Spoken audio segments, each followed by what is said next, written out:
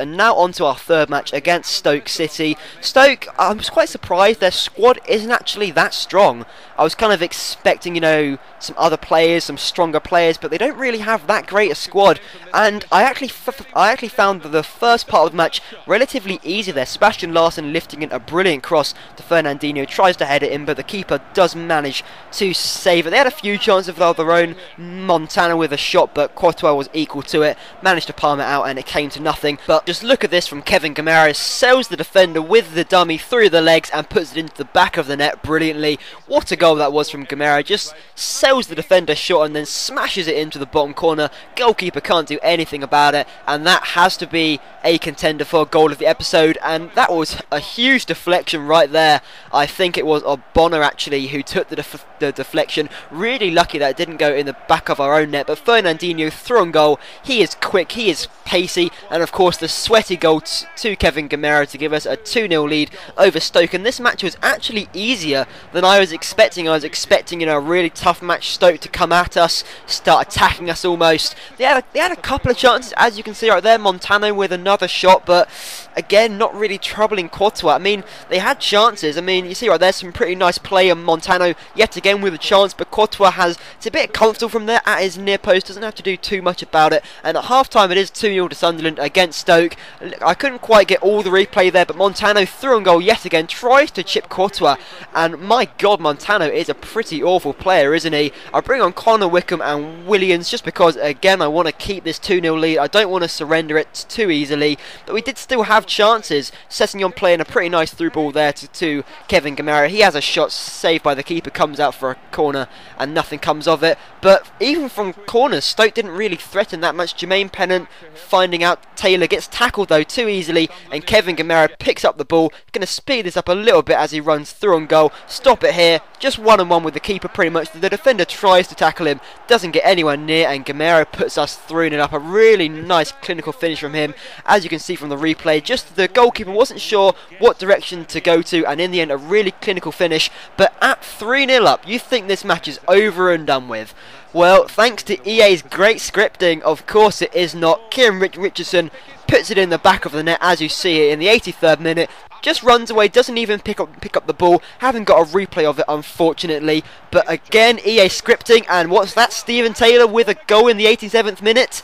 Oh my god, this game frustrates me so much. And just look, it was literally giving them everything. Sidibe plays through Walters, and now at this point I'm thinking no way, but luckily enough he puts it wide, and at full time it is 3-2 to us. A really important 3 points, but I literally thought I threw that away. Unfortunately, as a cost of that match, Clichy is out with a pulled calf. He'll be out for about a week's time or so. Really unfortunate to leave him, and it's quite a sad story actually. We've been hearing a lot of rumours recently that Sebastian Larsson could leave the club, and he's going to stay at the club, he's going to leave, and unfortunately he has actually come out and say that he is going to be leaving the club. He is going to put in a transfer request, so at the start of the next transfer window, unfortunately Sebastian Larsson is probably going to be leaving the club. Really really sad there, really. I mean, he's a quality player. He doesn't always start for us, but he starts often, and I am starting him here against Manchester United. So as this is our final match of December and it is the transfer window as soon as this month ends, this could be his last match he actually plays for us. So he could either play an absolutely brilliant match, or he could absolutely flop, and you know, we could all remember him horribly. But Manchester United, of course, in their own style, take the lead. The match started off relatively slowly, not much happened, but in the 20th minute Dimitar Berbatov puts them 1-0 up. It was really unlucky, Van der Bar actually hitting the post there, and then really unlucky for us, it actually falls to Berbatov, and in that area he is a clinical player, he is a poacher, and Nani inside the area. Sebastian Larsson, what are you doing? That is your final goodbye to the club by giving away a penalty to Nani. I know I'm the one controlling him, but still.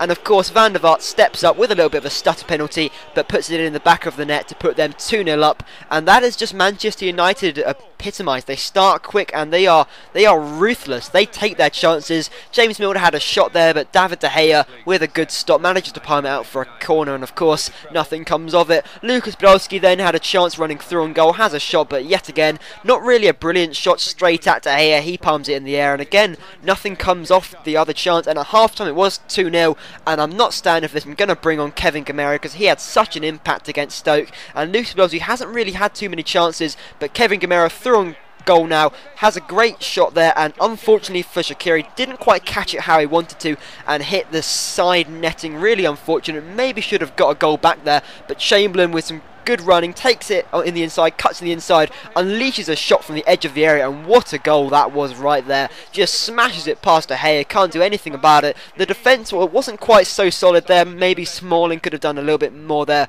or Rio Ferdinand, wasn't quite sure who it was. And we have another chance here. Yunus Belhanda has a shot. Gamero tries to get on the end of it, but he is actually offside, so unfortunately he couldn't quite get on the end of it. But after half-time, Man United just didn't have a single chance at all. It was just all us completely, and some pretty nice passing here between Xhardin Shaqiri and Larson. Played through James Milner, and he puts it in the back of the net to equalise in the 80th minute, and the comeback is really on here. A slight hint of offside, I think he probably was, but it doesn't matter. Man United always have those offside decisions, but it really could have gone the other way here. Francisco Macheda running through and goal doesn't start too often, and if that was anybody else other than Chris Smalling, that would be in the back of the net, but of course it isn't, and we have one last chance here, one last chance. Yunus Belhanda playing with Kevin Gamero, and look at that for a through ball, and Yunus Belhanda puts it into the back of the net to put us 3-2 up in the 90th minute, literally the last kick of the match. But what a through ball from Kevin Gamero, and what a finish right there from Belhanda to get us all 3 points against United, and what a comeback that was.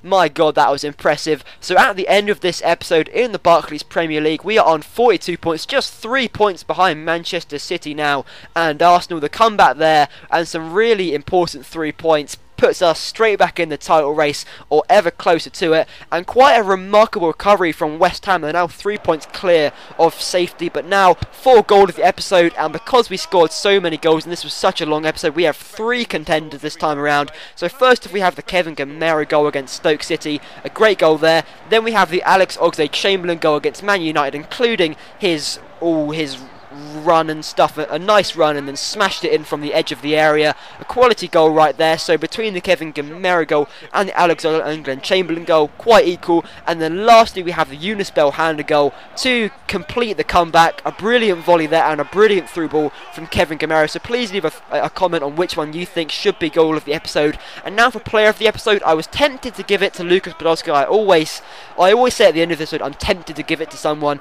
but Kevin Gamero literally won us the match with that hat-trick against Stoke, and also against Man United. He was really important, so I'm going to have to give him player of the episode. So anyway guys, thanks for watching. I hope you enjoyed this episode, and if you did, if you could leave a thumbs up, because it really helps us out and all that good stuff. So anyway guys, thanks for watching, and I hope you enjoyed.